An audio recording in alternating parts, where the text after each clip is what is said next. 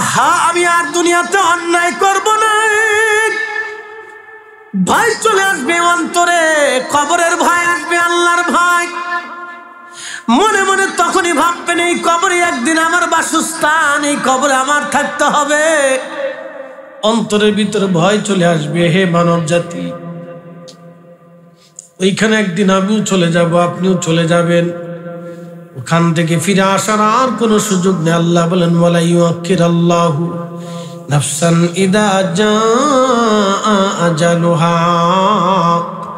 শোনেন, কিন্তু খুশির সংবাদ আপনাদেরকে শোনাই দিয়ে যাই, কবরে চলে যাওয়ার পরে ওই কবরওয়ালারা যারা আছে তারা একটা গোরস্থানের ভিতরে থাকলে ওইখানে সবার সাথে সবার সাক্ষাৎ হয়। এটা রূহের জগৎ, এই জগৎটা বড় আলাদা জগৎ। যদি ইল্লিন এবং সিজ্জিন আলাদা ভিন্ন ভিন্ন জায়গা হয়, একটা জাহান্নাম আর একটা জান্নাত হবে। নবী বলেন আল কবরু রাউযাতু মিন রিয়াজিল জান্নাহ, কোন কবর হবে জান্নাতের বাগান। আল কবরু হুফারুম মিন হুফারাতিন নার, কোন কবর হবে জাহান্নামের টুকরা, কোন কবর হবে জান্নাতের বাগান, কোন কবর হবে জাহান্নামের টুকরা।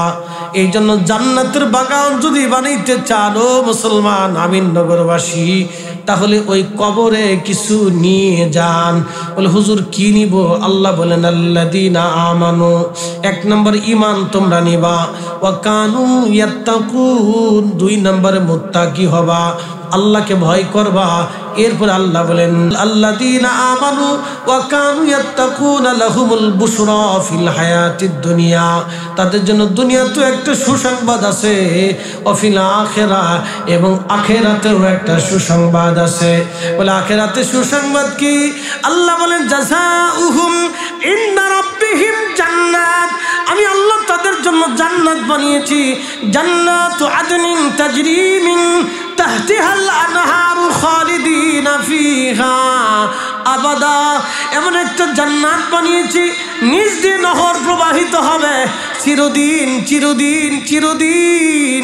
যেই জীবনের শুরু হবে আর কোনোদিন শেষ হবে না, ওই জীবনের জন্য তারা কবরে জান্নাতের ভিতরেই থাকবে। একবার জোরে বলা যাবে কে মারহাবা। চিরদিন জান্নাতের মধ্যে থাকবেন, চিরদিন জান্নাতের ভিতরে থাকবেন। জান্নাত জান্নাত আর একটা আবাস, স্থায়ীভাবে জান্নাতের ভিতরে থাকবেন চিরদিন। অনেকের বিশ্বাসই হয় না আমি জান্নাতে যাব, অনেকের বিশ্বাস হয় না আমি কবরে থাকব। বিশ্বাস অনেকের একিন বড় দুর্বল, ওই কবরে আযাব হবে এটাও দুর্বল। বিশ্বাস দুর্বলতার কারণে অনেকেই আল্লাহর উপরে 100% একিন না থাকার কারণে অনেকে অন্যায় কাজ করে, কবরকে অস্বীকার করে। আহা, কবরে আপনি আমি চলে যাব, অস্বীকার করার কোনো সুযোগ নেই। বুঝাইতেছি আপনাকে, যে রুহটা আপনার ভিতরে আছে, এই রুহটা একসময় মায়ের পেটের মধ্যে ছিল, মায়ের পেটে আসার আগে এই রুহটা একসময় আল্লাহর কাছে ছিল, আল্লাহ থেকে মায়ের পেটের মধ্যে আসলো, মায়ের পেট থেকে দুনিয়াতে আজ আসলো, দুনিয়ার থেকে আবার কবরে নিয়ে চলে যাওয়া হবে। তার মানে বোঝা গেল মায়ের পেটও যেমন সত্য, দুনিয়াও তেমন সত্য, রুহের জগৎও তেমন সত্য, কবরের জিন্দেগিও তেমন সত্য, কিয়ামতের ময়দানে দাঁড়াইতে হবে এটাও তেমন সত্য, মেহশরের মাঠে দাঁড়াইতে হবে এটাও তেমন সত্য, কবরের জিন্দেগিও তেমন সত্য। একদিন মাটির ভিতরে হবে ঘরে, মন আমার কেন বান্ধ দালান ঘর, মন আমার কেন বান্ধ দালান ঘর। আমি নগরবাসী, এই জন্য জীবনের অর্থ সম্পদগুলি কেউ কিছু নিয়ে যেতে পারবো না। পৃথিবী বিখ্যাত বাদশাহ জুলকারনাইন রহমাতুল্লাহ আলাইহি, যাকে বাদশাহ সেকেন্দার বলা হতো, তাম দুনিয়ার বাদশাহ ছিলেন তিনি। ইন্তেকাল করার আগে উনি উজিরকে ডাক দিয়ে বলেন, উজির আমার ইন্তেকালের পরে আমার জানাজার নিচে কবরে নেওয়ার আগ পর্যন্ত তোমরা যে মানুষগুলি আমার জানাজা নিয়ে যাবে ওই মানুষদের পায়ের নিচে সোনা দানা টাকা পয়সাগুলি বিছাইয়ে দেবা। আর আমাকে নিয়ে যাওয়ার সময় আমার ডান হাতটা তোমরা কাফনের কাপড়ে দিয়ে বের করে খালি হাতে ঝোলাইয়ে রাখবা। উজির ডাকতে বলল, আমির, তাম দুনিয়ার বাদশাহী আল্লাহ আপনাকে বানিয়েছে। পৃথিবীর মাশরিকে আর মাগরিবে সূর্য উদয় এবং অস্তে যেখানে যাইতো সেখানেও আল্লাহ আপনাকে ভ্রমণ করিয়েছে। দুনিয়ার 7টা সাগর আপনি রাজত্ব করেছেন, দুনিয়ার 7টা মহাদেশ আপনি রাজত্ব করেছেন। আল্লাহ বিশাল বড় রাজত্ব আপনাকে দিয়েছিলেন, কিন্তু কেন 2টা ওসিয়ত করে গেলেন বুঝলাম না। তখন হযরতে বাদশাহ জুলকারনাইন ডাক দিয়ে বলল, আমার উজির শুনে রাখো, আমি তামাম দুনিয়া বিজয় করেছিলাম, কিন্তু আমি কবরে যাওয়ার সময় খালি হাতে কবরে চলে যাচ্ছি। এটা যেন দুনিয়ার মানুষ দেখে আমার কাছ থেকে শিখে নেয়। 2 নাম্বার, সমস্ত সোনাদানাগুলি আমার জানাজার মানুষের পায়ের নিচে বিছাইবা। এজন্যই বিছাইবা যেই সোনাদানা আমার রাজ দরবারে জমা হয়ে গেল, সেই সোনাদানা আমার হায়াত বাঁচাইতে পারলো না, দুনিয়াতে আমাকে রাখতে পারলো না। এই সোনাদানা আমার জীবনের তুচ্ছ হয়ে গেল, এই জন্য পায়ের নিচে বিছাই দেবা, যাতে মানুষ বুঝে এই দুনিয়া বড় ক্ষণস্থায়ী। এই দুনিয়ার সম্পদের পিছনে দৌড়াইয়া মানুষের কোনো লাভ নাই, মানুষের কোনো ফায়দা নাই। মানুষ যাতে বুঝতে পারে এই দুনিয়া কিছুই না, দুনিয়া একটা ধোঁকা, দুনিয়া একটা ধোঁকা, দুনিয়া একটা ধোঁকা, যেন মানুষ বুঝতে পারে। আল্লাহ রাসূল বললেন, কবর জিয়ারত নিষেধ করতাম, ফাজুরহা, তোমরা কবর জিয়ারত করো, বেশি বেশি করে কবরের পাশে তোমরা দাঁড়াও। কেন দাঁড়াবে নবীজি তাও বলে গেলেন, কবরের পাশে গেলে 2টা জিনিস তোমার লাভ হবে। একটা, দিল পাথরের মতো যদি শক্ত হয়, দিল মোমের মতো নরম হয়ে যাবে। আর দিল সঙ্গে সঙ্গে মোমের মতোই শুধু নরম হবে না, কবরের পাশে দাঁড়ানোর পরে তোমার আখিরাতের কথা মনে পড়ে যাবে, আখিরাতের কথা তোমার মনে পড়ে যাবে, আখিরাতের কথা তোমার মনে পড়ে যাবে যদি কবরের পাশে তুমি যে দাঁড়াও। এই জন্য কবরের পাশে যাবেন, বেশি বেশি করে কবরের পাশে যাবেন, জিয়ারত করবেন, বাড়িতে দোয়া ইন্তজাম করবেন, দোয়া বেশি বেশি করে করবেন, জিকিরের মজলিসে বসবেন, জিকিরের মাহফিল দেবেন। যত দিবেন তত উন্নত হতে থাকবে, দিল ইসলাহ হবে, দিল সংশোধন হতে থাকবে। প্রিয় উপস্থিতি, খুব ভালো করে শুনে যাবেন। আল্লাহ রাব্বুল আলামিনের রাসূল বলেন, আমার সাহাবীরা তোমরা কবরের পাশে যাও। উসমান গনি জিন্নুরাইন রাদিয়াল্লাহু আনহু কবরের পাশে যাইতেন, যখন দাঁড়াইতেন জিয়ারতে দাঁড়িয়ে থরথর থরথর করে তিনি কাঁপতে থাকতেন। সাহাবীরা বলেন, ইয়া আমিরাল মুমিনিন, জিন্নুরাইন 2টা নূর কন্যা নবীজি আপনার সাথে বিবাহ দিয়েছে, আপনার মতো উত্তম চরিত্র আর কার হতে পারে, সুন্দর আচরণ আর কার হতে পারে। আমার রাসূল আপনাকে পছন্দ করে 2টা নূর কন্যা নবীজি আপনার সাথে শাদী দিয়েছেন। আপনি কবর দেখে এইভাবে দাঁড়িয়ে দাঁড়িয়ে কেন কান্না করেন? হযরত উসমান গনি দাঁড়িয়ে বলেন, সাহাবীরা রে, এই কবর হলো প্রথম মঞ্জিল। এই কবরের 3টা প্রশ্নের জবাব যদি কেউ দিয়ে দিতে পারে তাহলে তার বাকি মঞ্জিলগুলি সহজ হবে। সেই জন্য আমি উসমান এই কবর দেখে দাঁড়ায় দাঁড়ায় কান্দি। এই কবরের প্রশ্নের জবাব আমি দিতে পারবো কিনা আমি চিন্তায় পড়ে পড়ে আমি উসমান কান্দি। আমি কাঁদতে কাঁদতে নিজেকে স্থির রাখতে পারি না। আমি উসমান কি করে এই কবরের প্রশ্নের জবাব দেব? একটু ভাবেন যে খোলাফায়ে রাশিদিন রাসূল কারীমের 2টা নূর কন্যা যার সাথে বিয়ে দিলেন পছন্দ করে, শুধু তাই নয়, তিনি বেহেশত দুনিয়ার থেকে সুসংবাদ পেয়ে গেলেন, তারপরেও কবর দেখে থরথর থরথর করে কাঁপতেন, থরথর থরথর করে কাঁপতেন। আজকে একটা তথ্য দিয়ে যাই। একটা হলো হকুল্লাহ, আল্লাহর হক। আপনি নামাজ ছেড়ে দিয়েছেন, নামাজ কাজা হয়ে গেছে, চাইলেন ক্ষমা পেয়ে যাবেন, আল্লাহ ওয়াদা করেছে। রোজা রাখেন নাই, ভুল হয়ে গেছে, মাফ চাইলেন, আল্লাহ আমার ভুল হয়ে গেছে, আপনি আমারে মাফ করে দেন, মাফ হয়ে যাবে। কিন্তু হকুল ইবাদ, বান্দার হক যদি আপনি নষ্ট করে কবরে চলে যান, তাহলে বান্দা মাফ না করা পর্যন্ত আমার আল্লাহ মাফ করবে না। হকুল ইবাদ, বান্দা মাফ না করা পর্যন্ত আল্লাহ মাফ করবে না। একজনের টাকা মেরে দিয়ে কবরে চলে গেলেন, ওই টাকার যিনি পাওনাদার, তিনি ক্ষমা না করা পর্যন্ত আল্লাহ নিজে মাফ করবে না, কারণ এটা বান্দার হক ছিল। প্রিয় উপস্থিতি হাজিরিন,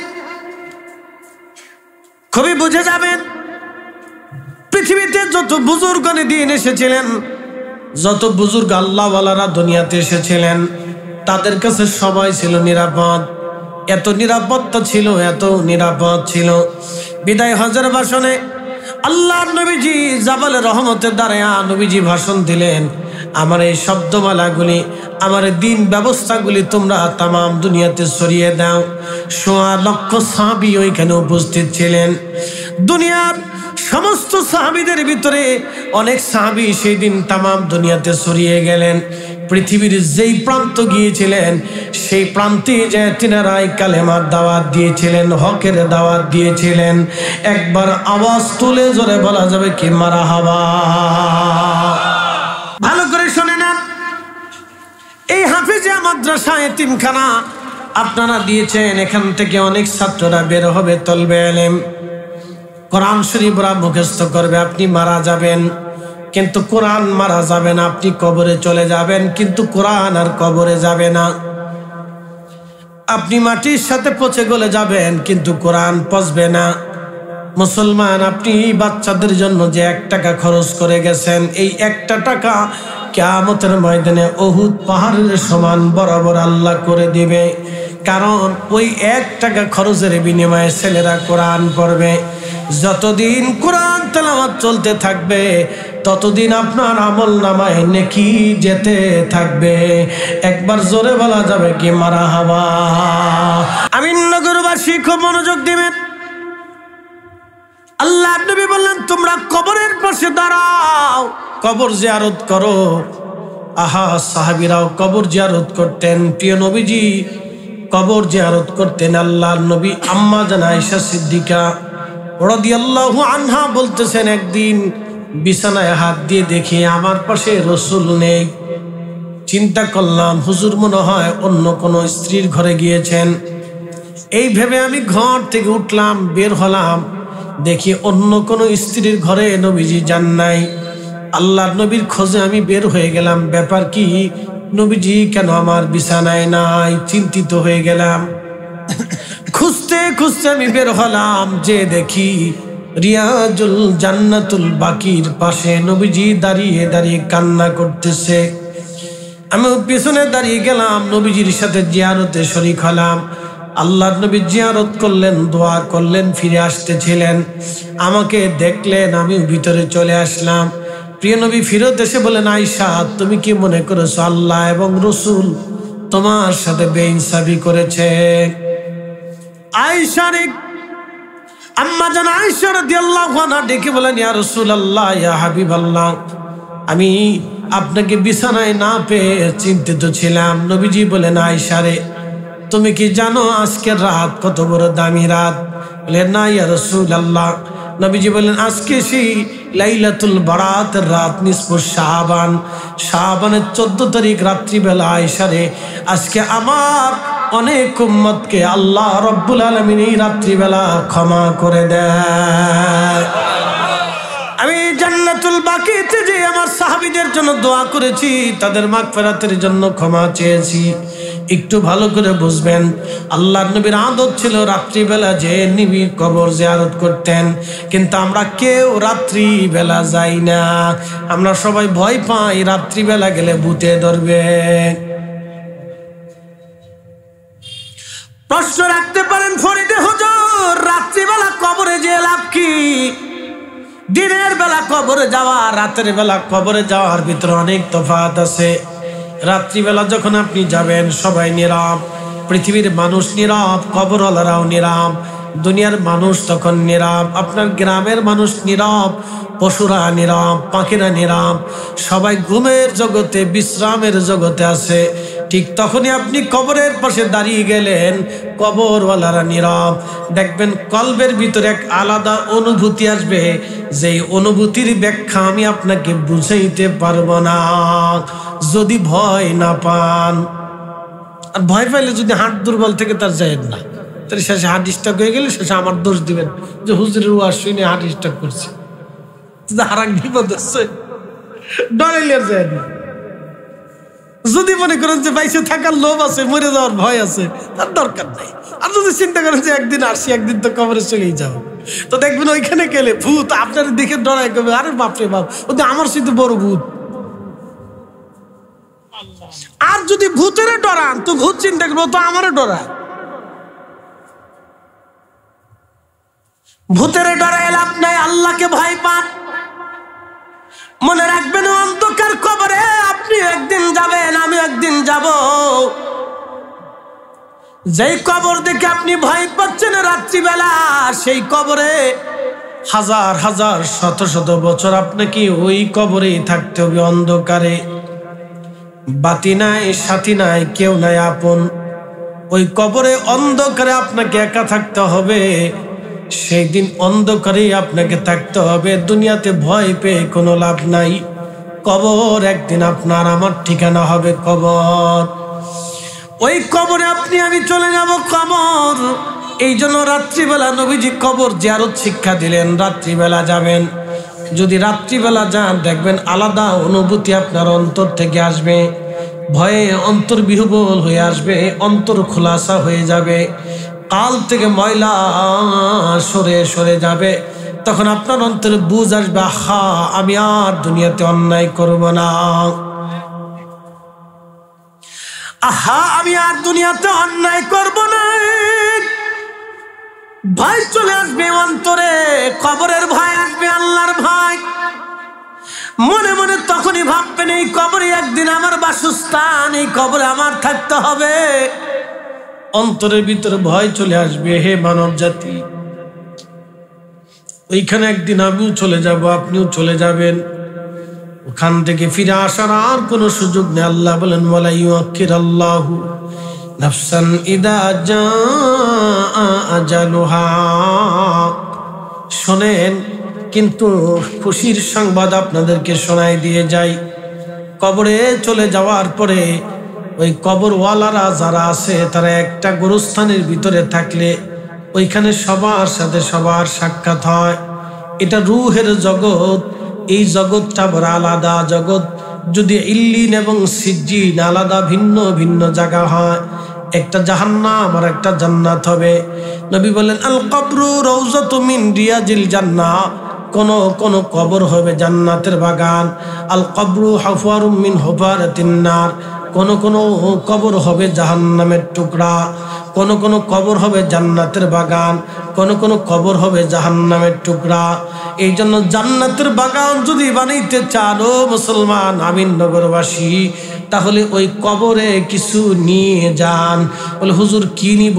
আল্লাহ বলেন, আল্লাযীনা আমানু, এক নম্বর ঈমান তোমরা নিবা, ওয়া কানু ইয়াত্তাকুন, দুই নম্বরে মুত্তাকি হবা, আল্লাহকে ভয় করবা। এরপর আল্লাহ বলেন, আল্লাযীনা আমানু ওয়া কানু ইয়াত্তাকুনা লাহুমুল বুশরা ফিল হায়াতিদ দুনিয়া, তাদের জন্য দুনিয়াতেও একটা সুসংবাদ আছে, ওয়া ফিল আখিরাহ, এবং আখিরাতেও একটা সুসংবাদ আছে। বলে আখিরাতে সুসংবাদ কি? আল্লাহ বলেন, জাযাউহুম ইনদা রাব্বিহিম জান্নাত, আমি আল্লাহ তাদের জন্য জান্নাত বানিয়েছি। জান্নাতু আদনিন তাজরি মিন তাহতিহাল আনহারু খালিদিনা ফিহা আবাদা, এমন একটা জান্নাত বানিয়েছি নিজ দিয়ে নহর প্রবাহিত হবে চিরদিন চিরদিন চিরদিন। যেই জীবনের শুরু হবে আর কোনোদিন শেষ হবে না, ওই জীবনের জন্য তারা কবরে জান্নাতের ভিতরেই থাকবে। একবার জোরে বলা যাবে কে মারহাবা। চিরদিন জান্নাতের মধ্যে থাকবেন, চিরদিন জান্নাতের ভিতরে থাকবেন। জান্নাত, জান্নাত আর একটা আবাস। স্থায়ীভাবে জান্নাতের ভিতরে থাকবেন চিরদিন। অনেকের বিশ্বাসই হয় না আমি জান্নাতে যাব, অনেকের বিশ্বাস হয় না আমি কবরে থাকব। বিশ্বাস অনেকের একিন বড় দুর্বল, ওই কবরে আযাব হবে এটাও দুর্বল। বিশ্বাস দুর্বলতার কারণে অনেকেই আল্লাহর উপরে 100% একিন না থাকার কারণে অনেকে অন্যায় কাজ করে, কবরকে অস্বীকার করে। আহা, কবরে আপনি আমি চলে যাব, অস্বীকার করার কোনো সুযোগ নেই। বুঝাইতেছি আপনাকে, যে রুহটা আপনার ভিতরে আছে, এই রুহটা একসময় মায়ের পেটের মধ্যে ছিল। মায়ের পেটে আসার আগে এই রুহটা একসময় আল্লাহর কাছে ছিল। আল্লাহ থেকে মায়ের পেটের মধ্যে আসলো, মায়ের পেট থেকে দুনিয়াতে আজ আসলো, দুনিয়ার থেকে আবার কবরে নিয়ে চলে যাওয়া হবে।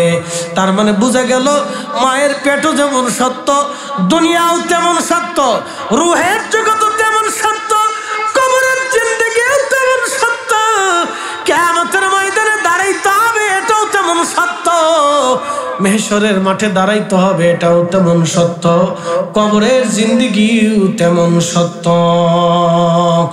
একদিন মাটির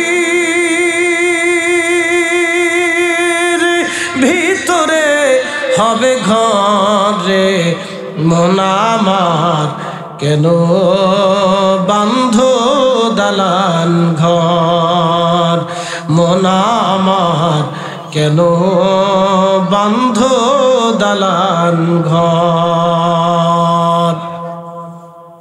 আমি নগরবাসী, এই জন্য জীবনের অর্থ সম্পদগুলি কেউ কিছু নিয়ে যেতে পারবো না। পৃথিবী বিখ্যাত বাদশাহ জুলকারনাইন রহমাতুল্লাহ আলাইহি, যাকে বাদশাহ সেকেন্দার বলা হতো, তাম দুনিয়ার বাদশাহ ছিলেন তিনি। ইন্তেকাল করার আগে উনি উজিরকে ডাক দিয়ে বলেন, উজির, আমার ইন্তেকালের পরে আমার জানাজার নিচে কবরে নেওয়ার আগ পর্যন্ত তোমরা যে মানুষগুলি আমার জানাজা নিয়ে যাবে, ওই মানুষদের পায়ের নিচে সোনা দানা টাকা পয়সাগুলি বিছাইয়ে দেবা। আর আমাকে নিয়ে যাওয়ার সময় আমার ডান হাতটা তোমরা কাফনের কাপড়ে দিয়ে বের করে খালি হাতে ঝোলাইয়ে রাখবা।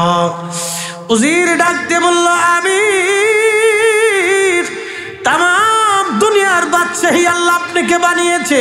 পৃথিবীর মাশরিকে আর মাগরিবে সূর্য উদয় এবং অস্তে যেখানে যাইতো সেখানেও আল্লাহ আপনাকে ভ্রমণ করিয়েছে। দুনিয়ার 7টা সাগর আপনি রাজত্ব করেছেন, দুনিয়ার 7টা মহাদেশ আপনি রাজত্ব করেছেন। আল্লাহ বিশাল বড় রাজত্ব আপনাকে দিয়েছিলেন, কিন্তু কেন 2টা ওসিয়ত করে গেলেন বুঝলাম না। তখন হযরতে বাদশাহ জুলকারনাইন ডাক দিয়ে বলল, আমার উজির শুনে রাখো, আমি তামাম দুনিয়া বিজয় করেছিলাম, কিন্তু আমি কবরে যাওয়ার সময় খালি হাতে কবরে চলে যাচ্ছি, এটা যেন দুনিয়ার মানুষ দেখে আমার কাছ থেকে শিখে নেয়। 2 নাম্বার, সমস্ত সোনাদানাগুলি আমার জানাজার মানুষের পায়ের নিচে বিছাইবা। এজন্যই বিছাইবা, যেই সোনাদানা আমার রাজ দরবারে জমা হয়ে গেল, সেই সোনাদানা আমার হায়াত বাঁচাইতে পারলো না, দুনিয়াতে আমাকে রাখতে পারলো না, এই সোনাদানা আমার জীবনের তুচ্ছ হয়ে গেল। এই জন্য পায়ের নিচে বিছাই দেবা, যাতে মানুষ বুঝে এই দুনিয়া বড় ক্ষণস্থায়ী, এই দুনিয়ার সম্পদের পিছনে দৌড়াইয়া মানুষের কোনো লাভ নাই, মানুষের কোনো ফায়দা নাই। মানুষ যাতে বুঝতে পারে এই দুনিয়া কিছুই না, দুনিয়া একটা ধোঁকা, দুনিয়া একটা ধোঁকা, দুনিয়া একটা ধোঁকা, যেন মানুষ বুঝতে পারে। তাম দুনিয়ার বাদশাহ জুলকারনাইন, যাকে বাদশাহ সেকেন্দার বলা হতো, আল্লাহ তিনি মৃত্যুর সময় এইভাবে করে গেলেন। দুনিয়ার মানুষে বুঝাইলেন, দুনিয়ার মানুষ বুঝো, এই দুনিয়া বড় ক্ষণস্থায়ী, দুনিয়া বড় ক্ষণস্থায়ী, এই দুনিয়াতে আমাদের থাকার আর কোনো সুযোগ নাই, কিছু নিয়ে যাওয়ার আমাদের সুযোগ নাই, কিছুই আমরা দুনিয়া থেকে নিতে পারবো না। এই জন্য আল্লাহর রাস্তায় দান করে যেতেন। সুবহানাল্লাহ বলা যাবে না? সোয়া লক্ষ সাহাবী ছিলেন রসুলের ছাত্র, সোয়া লক্ষ সাহাবী, সব সাহাবী ইন্তেকালের আগে সব দান করতেন। শোনেন, আপনাদেরকে একজন সাহাবীর জীবনী শোনাই, তার নাম সালমান ফারসি রাদিয়াল্লাহু আনহু। আল্লাহু আকবার। তিনি 250 বছর দুনিয়াতে বেঁচে ছিলেন, 250 বছর হায়াত হয়েছিল ওনার। পৃথিবীতে একজন সাহাবী 250 বছর বেঁচে ছিলেন, কিন্তু জানেন উনি 200 বছর বয়সে রসুলের সোহবত পেয়েছিলেন। আল্লাহু আকবার। 200 বছর বয়স, তখন আল্লাহর নবীর সোহবত পেয়েছিলেন 200 বছর বয়সে। ইন্তেকালের সময় উনি কাঁদতেছেন। উনি ইরাকের গভর্নর ছিলেন তখন। যখন উনি ইন্তেকাল করতেছিলেন তখন ইরাকের গভর্নর, ইরাকের বাগদাদে একটা পার্ক আছে, সালমান পার্ক বলা হয়। এই সালমান পার্কেই সালমান ফারসি রাদিয়াল্লাহু আনহুর মাজার। ওনার ডান পাশে হযরত হুযায়ফা রাদিয়াল্লাহু আনহুর মাজার, তার বাম পাশে হযরত আব্দুল্লাহ আনসারী রাদিয়াল্লাহু আনহুর মাজার, ইরাকের বাগদাদে। হযরত সালমান ফারসি ইন্তেকালের সময় কাঁদতেছিলেন। লোকেরা জিজ্ঞেস করলো, হুজুর, নবীজির প্রিয় সাহাবী, বয়স্ক সাহাবী, আপনি এত লম্বা আপনি হায়াত পেলেন, নবীজি আপনাকে আদর করলেন, আপনি এইভাবে বসে বসে কান্না করেন কেন? হযরতে সালমান ফারসি রাদিয়াল্লাহু আনহু কাঁদে আর বলে, সাহাবীরা রে, কত সম্পদ আজকে আমার জমা হয়ে গেল, কিয়ামতের ময়দানে আমি সম্পদ নিয়ে আল্লাহর আদালতে কেমনে দাঁড়াবো বলো? বলে, হুজুর কি জমা হয়েছে ভালো করে গুনেন। বলতেছে, আমার মাথার পাগড়ি জমা হয়ে গেছে, আমার একটা জুব্বা জমা হয়ে গেছে। বুঝেন, আমার একটা পাগড়ি জমা হয়েছে, একটা জুব্বা জমা হয়েছে। জুব্বার উপরে যে আবা পরে, আবা ওয়াজ করার সময় খতিব সাহেবগণ বয়ান করার সময়, নামাজ পড়ার সময় একটা আবা পরে, এটা আরবের জাতীয় পোশাক বলা হয় আবা। এই আবা জমা হয়ে গেছে। আর একটা আমার কাঠের লাঠি জমা হয়ে গেছে, আর একটা কাঠের পানির পেয়ালা আমার জমা হয়ে গেছে। 6 নম্বর আমার একটা কাঠের বাসন আছে, এই কাঠের বাসনটা আমার জমা হয়ে গেছে। বলো, এই সম্পদ রাইখে যদি দুনিয়াতে যাই, আল্লাহর দরবারে আমি কি জবাব দিব? আমি আমার রসুলের সামনে কোন চেহারা নিয়ে কিয়ামতের ময়দানে দাঁড়াবো বলো? বুঝেন তো, তিনি গভর্নর, মাসে 6000 দিরহাম বেতন পেতেন, 6000 টাকা। বর্তমানে অন্তত 600 কোটি টাকা হবে।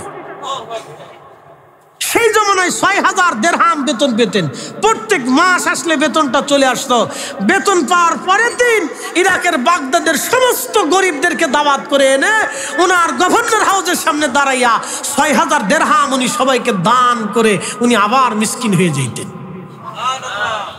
একসাথে বলবেন আল্লাহু আকবার। আর আমাদের আমির সাবরা খালি চুরি করার ধান্দায় থাকে, কেমনি জনগণের পকেট মারবে আর গলা ছুরি চালাবে, খালি এই চিন্তায় থাকে। এই জন্য আমাদের তকদিরের পরিবর্তন হয় না, জানেন? এই জন্য তকদিরের পরিবর্তন হয়। এই আদর্শ নিয়ে গেছে ইউরোপিয়ানরা। দেখবেন ওদের যারা ওই কি বলে রাষ্ট্রীয় দায়িত্বে থাকে, দেখবেন ওদের বিরুদ্ধে কোনো অভিযোগ দেওয়ার সাথে সাথে তারা পদত্যাগ করে। না, আমি পদত্যাগ করলাম, আমি লজ্জা পাইছি, শরম পাইছি, সাথে সাথে ওরা পদত্যাগ করে। কেন? এই দায়িত্বে আমি আর থাকবো না, একবারে সাথে সাথে পদত্যাগ করে।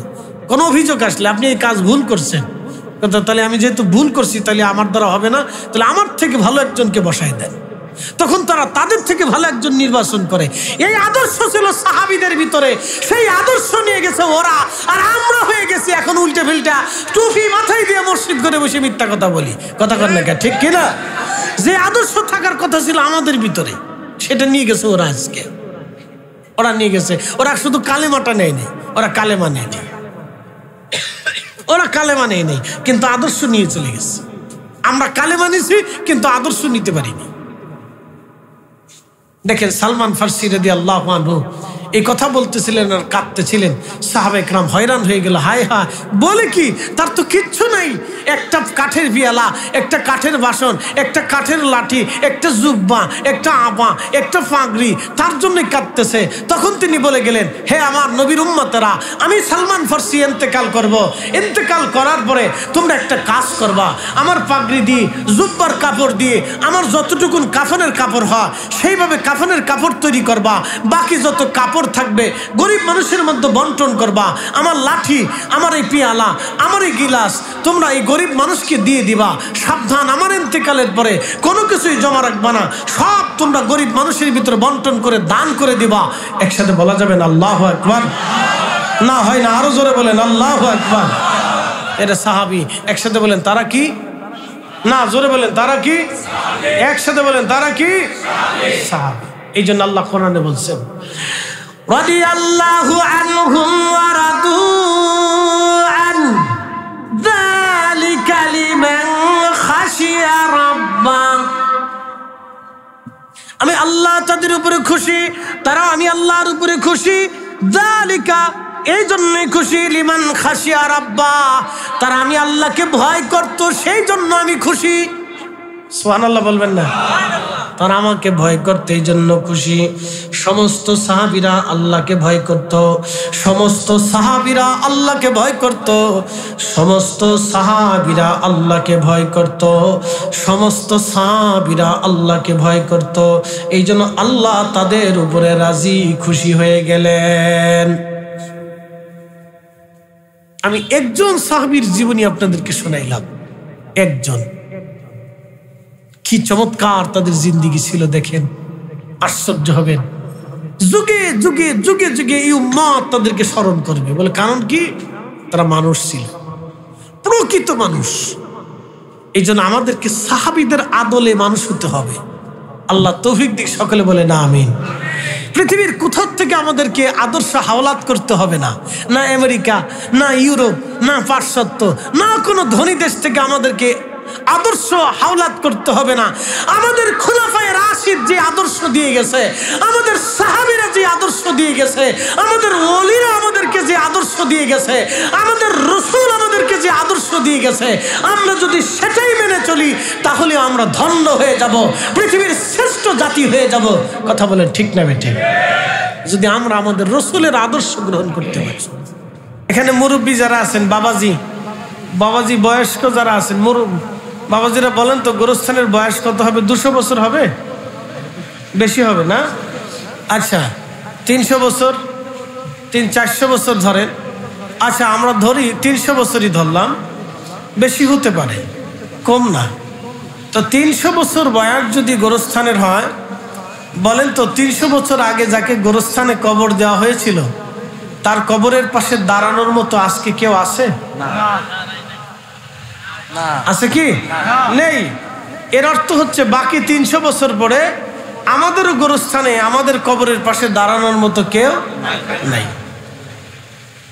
ওয়াজটা কিন্তু বাড়ি পর্যন্ত নিয়ে যায়, এটা বোঝার কথা যে এই গোরস্থানে 300 বছর আগে যাকে কবর দেওয়া হয়েছিল তার কবরের পাশে দাঁড়ানোর মতো আজকে কোনো স্বজন পৃথিবীতে নেই।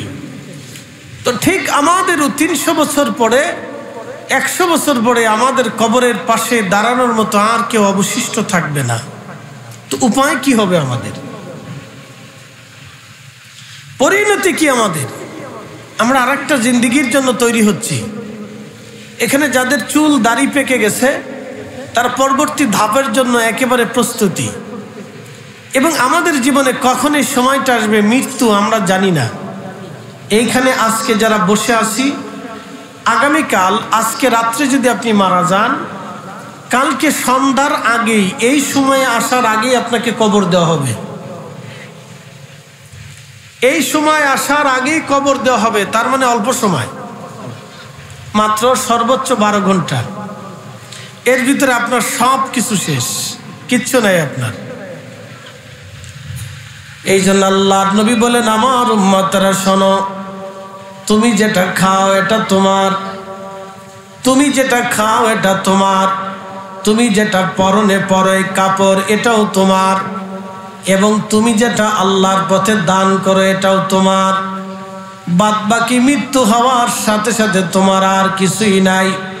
সব তোমার ছেলে এবং মেয়ে, তোমার স্ত্রী, তোমার ওয়ারিসদের নামে চলে যাবে। তোমার আর বলে কোনো সম্পদ থাকবে না। ঠিক কিনা?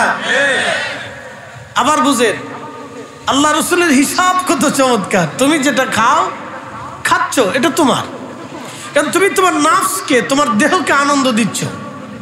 তুমি যেটা পোশাক পরো এটাও তোমার। তুমি তোমার আত্মাকে, তোমার স্বাস্থ্যকে, তোমার শরীরকে আরাম দিচ্ছ। তুমি যেটা আল্লাহর পথে দান করো এটাও তোমার, কারণ এই দানের বিনিময়ে অন্য আর কেউ পাচ্ছে না, তুমি নিজে পাচ্ছ। অতএব তুমি যেটা খাও এটা তোমার, তুমি যেটা পরনে পরো এটাও তোমার, তুমি যেটা আল্লাহর পথে ব্যয় করো এটাও তোমার। বাদ বাকি যাহা রেখে যাবে এখানে তোমার কোনো অংশ নেই। তোমার মৃত্যু হওয়ার সাথে সাথে সব ওয়ারিসদের নামে চলে যায়। এই জন্য আমি বলি, যারা সুদ খেয়ে টাকা রেখে যায় তারা বোকা, যারা ঘুষ খেয়ে টাকা রেখে যায় তারা বোকা, যারা অন্যের জমি মেরে দিয়ে সম্পদ রেখে যায় তারা বোকা, যারা অন্যের ক্ষতি করে মাল বাড়ায় যায় তারা বোকা, যারা অন্যের মাথায় বাড়ি দিয়ে সন্তানের জন্য সম্পদ রেখে যায় তাদের মতো বোকা পৃথিবীতে আর কেউ হতেই পারে না। কথা বলেন ঠিক কিনা? অনেক বড় বোকা, বোকা তো বোকা, একবারে খ্যাতি সম্পন্ন বোকা, অনেক বড় বোকা। এদের মতো বোকা পৃথিবীতে আর কেউ নাই। এই জন্য আপনাকে চালাক হতে হবে। বলে কোন চালাক? হিকমত এবং কিতাবি চালাক, আল্লাহর তরিকা ও রসুলের তরিকা আপনাকে চালাক হতে হবে। প্রিয় উপস্থিতি, খুব মনোযোগ দিয়ে শুনে যাবেন। রব্বুল আলামিন মহাগ্রন্থ পবিত্র কুরআনুল কারীমের ভিতরে আল্লাহ বলেন, ওয়া আনফিকু মিম্মা রাযাকনাকুম মিন ক্বাবলি আইয়াতিয়া আহাদাকুমুল মাউত।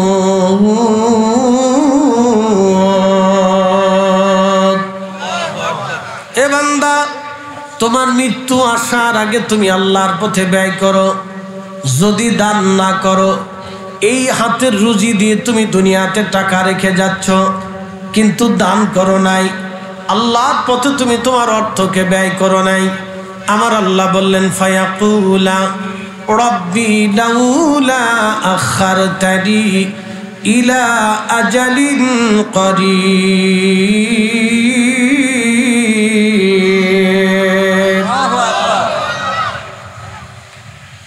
রব্বুল আলামিন ডাক দা বলে, হে বান্দা, কিয়ামতের ময়দানে তুমি আমি আল্লাহর সামনে যখন দাঁড়াবে, আল্লাহর সামনে দাঁড়ানোর পরে তুমি বলবে, আল্লাহ আমাকে আবার দুনিয়াতে যাওয়ার সুযোগ করে দেন। ফাআসসাদাকা, বেশি বেশি করে দুনিয়াতে আমি আল্লাহর পথে ব্যয় করব। ওয়া আকুম মিনাস সালিহিন, আর নেককার ওলি বুজুর্গদের সঙ্গী হয়ে যাব। আল্লাহ তখন ডাক দেবে, ওয়ালা ইউআখিরাল্লাহু নাফসান ইযা জাআ আজালুহা।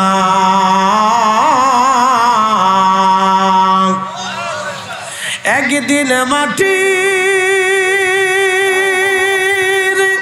ভিতরে হবে ঘরে, মন আমার কেন বান্ধ দালান ঘর, মন আমার কেন বান্ধ দালান ঘর। ও মা বোনেরা, ভালো করে শোনেন। আমার রব বললেন, বান্দারে, একবার হায়াত শেষ হয়ে গেলে আর দুনিয়াতে ফিরে আসার সুযোগ নাই, বেঁচে থাকার কোনো সুযোগ নাই। আর একবার আমি মৌলার দরজায় যদি চলে আসো, পৃথিবীতে আর ফিরে আসার কোনো সুযোগ নাই। আমাদের দেশে আর একটা ধর্ম আমাদের দেশে প্রসিদ্ধ আছে, এ ধর্মের নাম সনাতন। সনাতনী ধর্ম আমরা বলি হিন্দু। আসলে হিন্দু নামে কোনো ধর্ম নাই, ধর্ম হলো সনাতনী। এই ভারত এবং পাকিস্তান, আফগানিস্তান, ভারত, বাংলাদেশ এবং এই পাকিস্তানি অঞ্চলটাকে আগে বলা হতো হিন্দ। শ্রীলঙ্কা, ভারত, বাংলাদেশ, পাকিস্তান এবং নেপাল, ভুটান, বাংলাদেশের আরাকান, এই অঞ্চলটাকে আগে বলা হতো হিন্দ। হিন্দ থেকে হিন্দুস্তান। হিন্দু বলে কোনো ধর্ম নাই, ধর্মের নাম হলো সনাতনী। সনাতন ধর্মের একটা বিশ্বাস আছে, সেই বিশ্বাসের নাম হলো আমাদের পুনর্জন্ম। আমরা বিশ্বাস করি আমরা পুনরুত্থিত হব। সনাতনীরা বিশ্বাস করে আমরা আবার জন্ম নেব। এই জন্য কবি জীবনানন্দ দাশ কবিতার ছন্দে তিনি লিখেছেন, আবার আসিব ফিরে ধানসিটির তীরে, নবান্নে এ বাংলায় হয়তো শালিকের বেশে। কবিতার ছন্দে তার বিশ্বাস বোঝাচ্ছে, হে জনগণ, কবিতার ছন্দে বোঝাচ্ছে আমি আবার তোমাদের মাঝে ফিরে আসব, এই বাংলায় ফিরে আসব, হয়তো শালিকের বেশে আসব, না হয় হাঁসের বেশে আসব, না হয় মানুষের বেশে আসব, না হয় পশু পাখির রূপ ধরে আমাকে ভগবান আবার দুনিয়াতে পাঠাবে। সনাতনীদের বিশ্বাস হলো পুনর্জন্ম, ভগবান আমাদেরকে আবার দুনিয়াতে পাঠাবে। কিন্তু মুসলমানদের বিশ্বাস হলো পুনরুত্থান, আমাদের পুনর্জন্ম হবে না। আল্লাহ আমাদেরকে কবরে জিজ্ঞাসা করবে, আমাদেরকে হাসরে আল্লাহ জিজ্ঞাসা করবে। একবার জোরে বলা যাবে কি আল্লাহু আকবার। শোনেন, পুনর্জন্ম, তারা বলতেছেন আমাদেরকে ভগবান আবার পৃথিবীতে জন্ম দিয়ে দুনিয়াতে পাঠাবে, কিন্তু ইসলামে এই বিশ্বাস নাই। আমাদের বিশ্বাস হচ্ছে পুনরুত্থান, আমাদেরকে কবরে নামানো হবে। মুসলমানদের ধর্মীয় বিশ্বাস হলো কবরে নামানো হবে। আমাদের কবরে নামানোর পরে মুনকার নেকির আসবে প্রশ্ন করার জন্য। মুনকার নেকির এসে প্রশ্ন করবে, মার রাব্বুকা ওমা দীনুকা মা কুনতা তাকুলু ফি হাক্কি হাদার রাজুল। তিনটা প্রশ্ন করা হবে। হে বিশ্বরামপুরবাসী, ভালো করে শুনে যাবেন। যদি গ্রামের নাম বিষ্ণুরামপুরবাসী, তার অর্থ হলো এইখানে অনেক সময় আগে হিন্দুরাদের বসবাস ছিল। কথা ঠিক আছে না? এই জন্য গ্রামের নাম বিষ্ণুরামপুরবাসী। খুব ভালো করে শুনে যাবেন, এই গ্রামে একসময় হিন্দুরা ছিল, আজকে তাদের আবাস নাই। হিন্দুদের আগে হয়তো জৈন ছিল, জৈনর আগে হয়তো বৌদ্ধ ছিল, বৌদ্ধর আগে হয়তো অন্য কেউ ছিল। এখন মুসলমানদের আবাস, এরপরে কি আসবে আমরা জানি না। কিন্তু মানব জাতির আগে এই জমিনের আবাস ছিল জিনদের আবাস। জিনেরা এই জমিনে তারা শাসন করত। জিনদের বাড়ি ঘর ছিল, জিনদের জমি জমা ছিল, জিনদের সমাজ সমাজ ছিল, জিনদের বিয়ে শাদী ছিল, জিনদের বাচ্চা কাচ্চা ছিল, জিনদের রাজত্ব ছিল, জিনদের দেশ ছিল, জিনদের ভাষা ছিল, জিনদের ধর্ম ছিল, জিনদের আইন কানুন ছিল, জিনদের বিচার আচার হতো। কিন্তু জিনেরা ছিল উগ্র। বলে কারণ কি? আল্লাহ জিনদেরকে সৃষ্টি করেছেন ওয়া খালাকাল জান্না মিন মারিজিম মিন নার। জিনদেরকে আল্লাহ আগুন দিয়ে বানাইলেন, মোমবাতি জ্বালাবেন। মোমবাতি জ্বালানোর পরে হলুদ আগুন আসবে, হলুদ আগুনের পরে একটা সবুজ আগুন আসবে, এই সবুজ আগুনের পরে আর একটা আগুন আসবে, এটাকে বলে ধোঁয়া। এই ধোঁয়া থেকে আল্লাহ জিনদেরকে বানাইলেন। একসাথে জোরে বলা যাবে কি আল্লাহু আকবার? না হয় না, আরো জোরে বলেন আল্লাহু আকবার। জিনদেরকে আল্লাহ বলেন ধোঁয়া থেকে, আর মানুষদেরকে আল্লাহ বানাইলেন মাটি থেকে। ওয়া বাদাআ খালকাল ইনসানি মিন তিন, মানুষের সৃষ্টির সূচনা করলাম মাটি থেকে। সুম্মা জাআলা নাসলাহু, এবং মানুষের নসল বের করলাম, বংশ বের করলাম। সুম্মা জাআলা নাসলাহু মিন সুলালাতিন মিন মাইন মাহিন।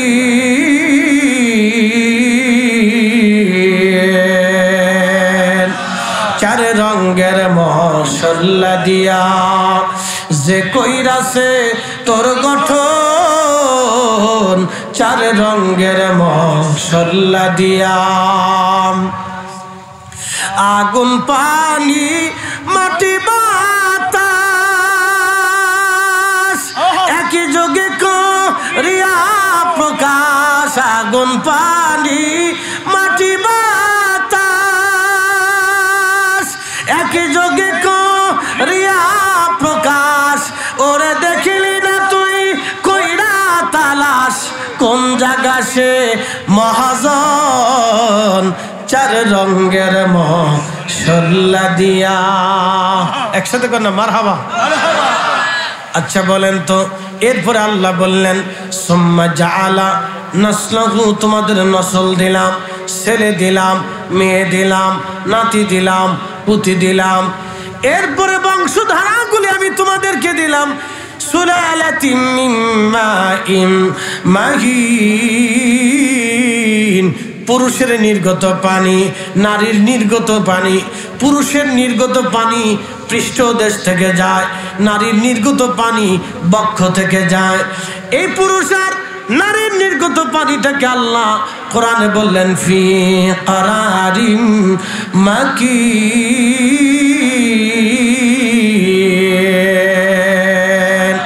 ভালো করে বুঝে যাবেন, ফি কারারিম মাকিন, একটা সেফ জোন, একেবারে নিরাপদ আধার। এটার নাম হলো জরায়ু। আল্লাহ মায়ের রেহেমে জরায়ের ভিতরে পানিটাকে আল্লাহ রিফাইন করা শুরু করলেন। এই রিফাইন করে করে 120 দিন পর্যন্ত রিফাইন করলেন। প্রথম 40 দিন রিফাইন করার পরে পানিটা হয়ে গেল রক্তপিণ্ড। আল্লাহ বলেন খলাকাল ইনসানা মিন আলাক। এই রক্তপিণ্ড থেকে মানুষ বানাইলাম। এই রক্তপিণ্ড হওয়ার পরে আরো 40 দিন আল্লাহ রিফাইন করলেন। 40 দিন রিফাইন করার পরে হয়ে গেল গোশতের টুকরা। এই গোশতের টুকরাটাকে আল্লাহ আরো 40 দিন রিফাইন করলেন। 40 দিন রিফাইন করার পরে একটা পেট হলো, একটা বুক হলো, মাথা হলো, কিছু অঙ্গ প্রত্যঙ্গ মানব সাদৃশ্য হলো। 120 দিনের মাথায় আপনার ভিতরে যে ইঞ্জিন আছে, আমার ভিতরে যে ইঞ্জিন, সবার ভিতরে একই ইঞ্জিন। একই দিনে একই সময় এক টাইমে এই ইঞ্জিন আল্লাহ বানাইছিলেন। এই ইঞ্জিনের নাম রূহ। রূহ একই দিনে আল্লাহ ইঞ্জিন বানাইলেন। আমাদের সবার বয়স একই রকম বয়স। রুহের হিসাব অনুযায়ী আমাদের সবার বয়স এক, কিন্তু দুনিয়ার হিসাব অনুযায়ী বয়স বড় ছোট। কিন্তু রুহের হিসাব অনুযায়ী আমাদের সবার বয়স এক। রুহের জগৎ থেকে আল্লাহ ইঞ্জিন খানা এনে মায়ের পেটের ভিতরে আল্লাহ ফিট করে দিলেন। একবার জোরে বলা যাবে কি আল্লাহু আকবার। আচ্ছা বলেন তো, মার পেটে যে আল্লাহ রুহ দিলেন, এটিকে আমাদের ইচ্ছায় না আল্লাহর ইচ্ছায়? হ্যাঁ, আল্লাহর ইচ্ছা। রুহখানা দেওয়ার পরে আমার চোখে আলো আসলো, আমার কানে শব্দ ঢুকলো, আমার শরীরে শক্তি আসতে লাগলো, আমার বুদ্ধি বাড়তে লাগলো। মায়ের পেটের ভিতরে সন্তান বড় হতে লাগলো। ডাক্তার বলল, নারীকে ডাক্তার, মাকে ডাক্তার বলল, আপনি ভালো মন্দ খান, পুষ্টিকর খাবার খান, এগুলি খেলে আপনার শরীরে পুষ্টি আসবে, আপনার বাচ্চার পুষ্টি হবে, আপনার বাচ্চার মেধার বিকাশ হবে। বেশি বেশি দুধ খান, ডিম খান, খেজুর খান, ফল খান, ছোট মাছ খান, সবজি খান, এইগুলি খাবেন। এইগুলি খাইলে আপনার শরীরে পুষ্টি আসবে, আপনার বাচ্চার মেধা হবে। কারণ আপনার শরীর থেকে আপনার বাচ্চা বড় হতে থাকে মার নাভির সাথে, মায়ের নারীর সাথে আমার নাভির আল্লাহ অ্যাডজাস্ট করে দিলেন। মায়ের পুষ্টি হলে আমার পুষ্টি হয়, মার খাবার থেকে পুষ্টি যায়, মার দুধ থেকে আমার শরীরে আল্লাহ দুধ পাঠায়, মার রক্ত থেকে আল্লাহ আমার শরীরে রক্ত পাঠায়। মা ভাত খাইলো, ওই ভাতের পুষ্টি থেকে আল্লাহ আমার শরীরে পুষ্টি পাঠায়। মা লেবু খাইলো, ওই লেবুর পুষ্টি থেকে মা আমার শরীরে পুষ্টি পাঠায়। মা খেজুর খাইলো, ওই খেজুর থেকে আল্লাহ আমার শরীরে পুষ্টি পাঠায়। এই জন্য ডাক্তাররা বললো পুষ্টিকর খাবার খান। আমার দেশের মেয়েরা পুষ্টিকর খাবার খায় না, খেজুর খাবে না, ফল খাবে না, দুধ খাবে না, খালি খাবে ফুচকা আর চটপটি। ফুচকা আর চটপটি খুব খাবে, ছাগলের মতো খায়, বেশি বেশি খায়, ফুচকা আর চটপটি। আল্লাহ রাসূল বললেন, এ নারীরা তোমরা খেজুর খাও। যে নারীরা গর্ভবতী হওয়ার পরে খেজুর খায়, সে নারী সিজার করা লাগে না। শুনে নেন, ভালো করে শুনে নেন। যে নারীরা গর্ভবতী হওয়ার পরে কেজি কেজি খেজুর খায়, ওর নারীর জীবনেও সিজার করা লাগবে না, জীবনেও সিজার করা লাগবে না। সে পুষ্টিহীন হবে না, তার বাচ্চাও পুষ্টিহীন হবে না। আপনি ভালো করে দেখবেন, আরবের 10টা বাচ্চা দ্বারা করান আর আমাদের 100 বাচ্চা দ্বারা করান। আরবের 10টা বাচ্চা এক পাশে দেন আর আমাদের 100 বাচ্চা আর এক পাশে দেন, দেখবেন আকাশ তফাল ডিফারেন্স। ওর স্বাস্থ্য, ওর চেহারা ভিন্ন রকম, আর আমাদের বাচ্চাদের স্বাস্থ্য চেহারা ভিন্ন রকম। যারা আরবে থাকছেন তারা দেখবেন, কারণ ও বাচ্চা জন্ম হওয়ার আগে থেকে খেজুর খায়, মার খেজুর থেকে ওর খেজুর আসে। এখন আপনাদের A² + B² একটা সূত্র বুঝাই দিয়ে যাই, সারা জীবন মনে রাখবেন, ভালো করে মনে রাখবেন। জিন্দেগির তোরে মনে রাখবেন। যারা বিয়ে করছেন তারা মনে রাখবেন, যারা করেন নাই তারা মনে রাখবেন, যে নারীদের বিয়ে হয় নাই তারা মনে রাখবেন, যারা বিয়ে বসেছেন তারা মনে রাখবেন, যাদের বাচ্চা কাচ্চা হয়ে গেছে তারা মনে রাখবেন, যারা দাদি নানি হয়ে গেছেন তারা মনে রাখবেন। এই স্কোয়ার প্লাস বি স্কোয়ারের সূত্র। মা খেজুর খাইলে যদি বাচ্চার শরীরে খেজুরের পুষ্টি যায়, মা দুধ খাইলে যদি দুধের পুষ্টি বাচ্চার শরীরে যায়, মা মাছ খাইলে মাছের পুষ্টি যদি বাচ্চার শরীরে যায়, তাহলে মনে রাখবেন মার চরিত্র ভালো হইলে বাচ্চার চরিত্র শরীরের ভিতরে যায়। আস্তে কনকে জোরে বলেন, আরো জোরে। জোর হয় না কেন? জোরসে বলেন। এই জন্য নারীরা বাচ্চা পেটে আসার পরে নামাজ কালাম পড়াইতে হয়, জিকির আজগার করাইতে হয়, পর্দাফুসিতা করাইতে হয়, সুস্থ মস্তিষ্কে থাকতে হয়, তার ভাষা ব্যবহার সুন্দর হতে হয়। না আমাদের দেশের বেডিকের কথা কেউ লাভ নাই। না সাথে আও বাও ডাইন বাম কিচ্ছু বুঝে না। কষ্ট হইতেছে আপনাদের? সূত্র একেবারে সহজ দিয়ে দিলাম, এ স্কোয়ার প্লাস বি স্কোয়ারের সূত্র দিয়ে দিলাম। একসাথে বলবেন আল্লাহু আকবার। কি বৃষ্টি আইছে? আচ্ছা একটু ফরুক না, ফরি টরে যাইব গে ইনশাল্লাহ, চিন্তা করেন না। একটু তাকবীর দেন তো। না রে তাকবীর,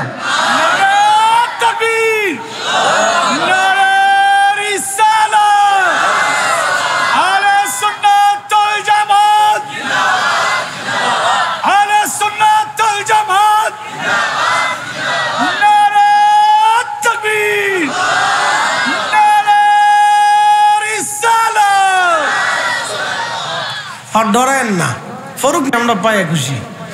কথা ঠিক কি না?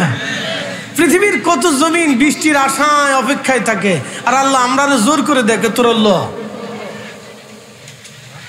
শোনেন, বাংলাদেশ এমন একটা ভূখণ্ডের জমিন, এখানে বীজ ফেলাইলেই গাছ হয়ে যায়। কিন্তু আমাদের এমন বদনসিব, আমরা এত কপাল বুড়া, যেই জমিনে বীজ ফেলাইলে গাছ হয়ে যায়, কিন্তু এই জমিনের মানুষ এতদিন পর্যন্ত মানুষ হইতে পারে নাই।